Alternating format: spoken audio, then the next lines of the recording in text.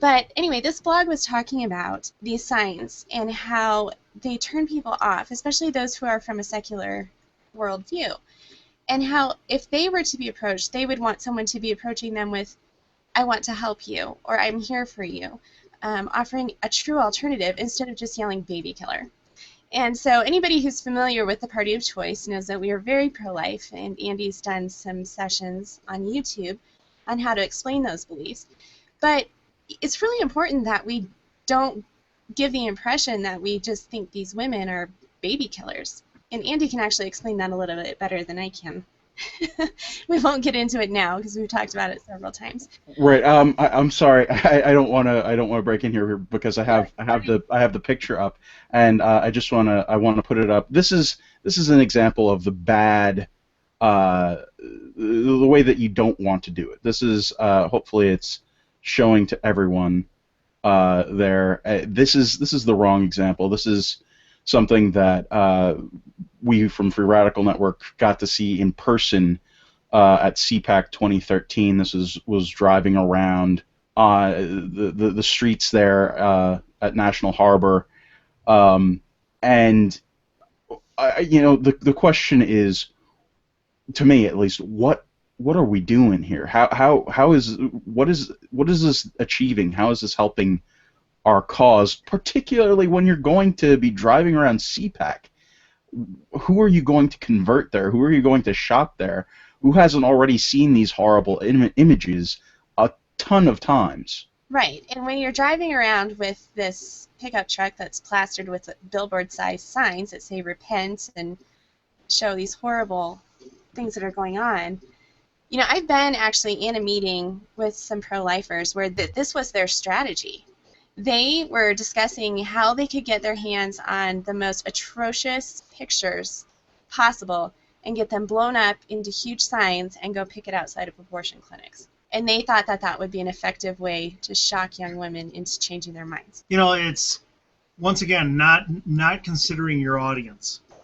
One big reason a young woman is going to have an abortion is because she feels judged by society at getting pregnant, or by her family, or by her friends.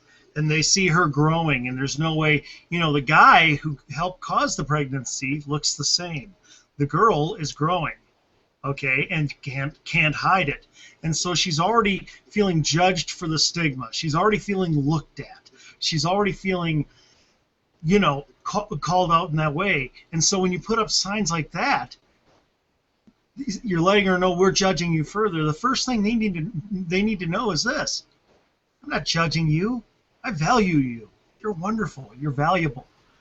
You're precious. It's not just the life inside you that's precious.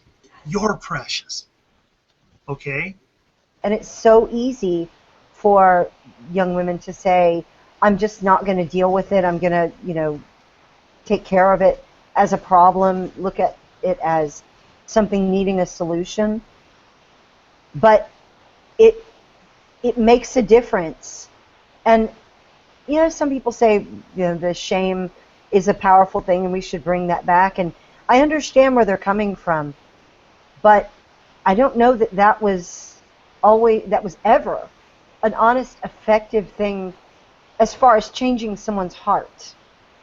I think love tended to the sinner push and hate people the away. sin. There you go. Love the sinner and hate the sin. And the other thing is, look how shrill the left is about abortion. The fact that they put out T-shirts that celebrate I had an abortion, and just all kinds of other just really horrifying things. Stuff like that van that earlier picture you showed, to me that cancels that out. We want the left to be the shrill ones. We want the left to be celebrating something as heinous as not just abortion, but partial birth abortion. We don't want to be as shrill and as nasty as them, because, as you said, this is a terribly difficult situation for young women to be in.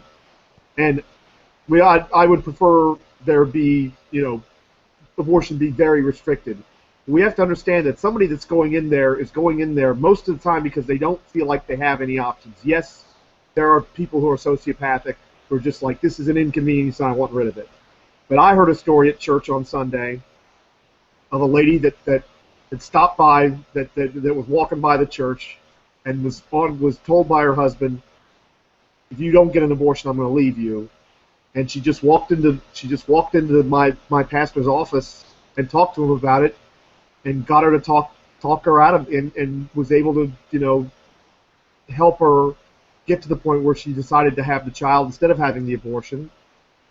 And the husband didn't leave her, and the child is grown up, 18 years old, is about to go to college. And I say this as a person who I've actually written about the value of shock in arguments and using these images, and I do think that there is a time and a place for them, but it's not driving down Main Street, and it does not aid your cause there. That's not where it's going to be the most effective.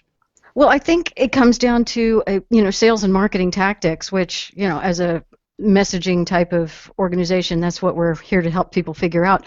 And we do want to adopt and adapt the tactics of the effective tactics of the left, and we see that they are effectively using horrifying images and shock to persuade people. And so some people end up kind of halfway getting the message and halfway learning the tactic, and what they get is, we need to use shocking and appalling images to get their attention. But there's a very real difference. When the left uses the shocking and appalling images of bloodied baby seals, they're showing shocking and appalling images of something that somebody else is doing, and they want you to join them and fight against that.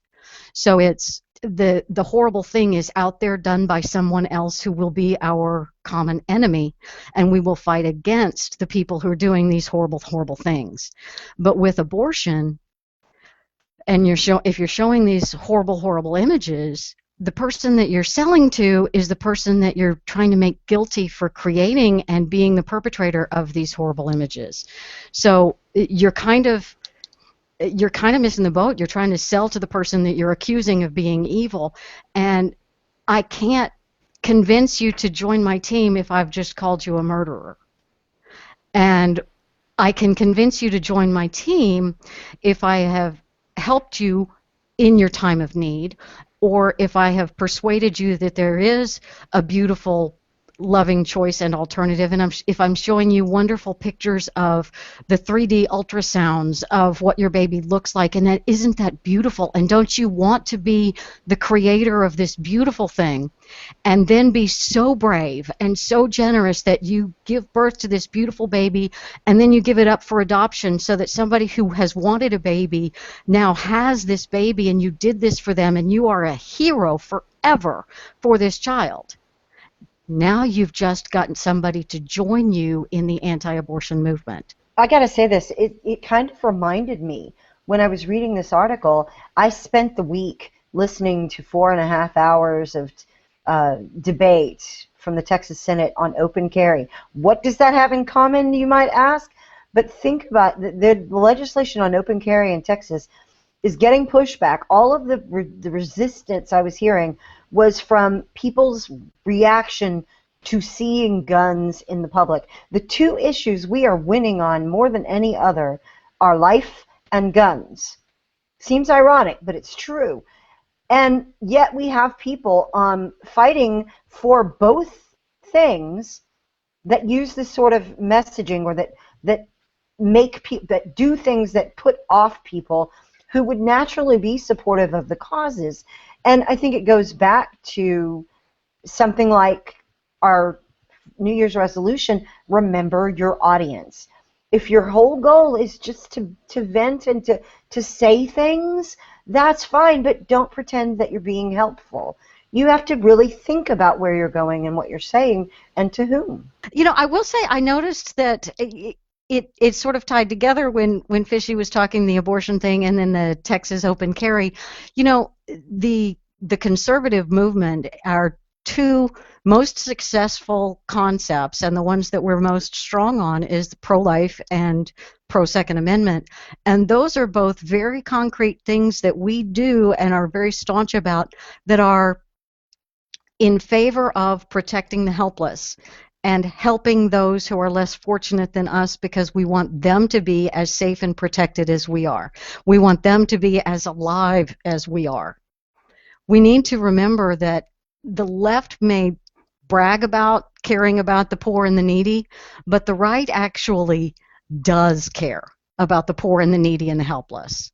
And we fight for them. And so does the Constitution, with the rights to life, liberty, pursuit of happiness, and all the guns you can possibly afford.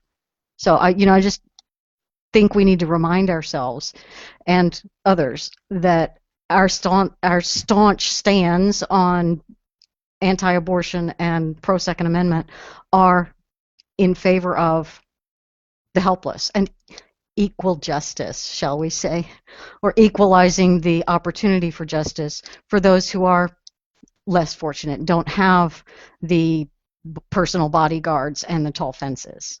They can get a gun.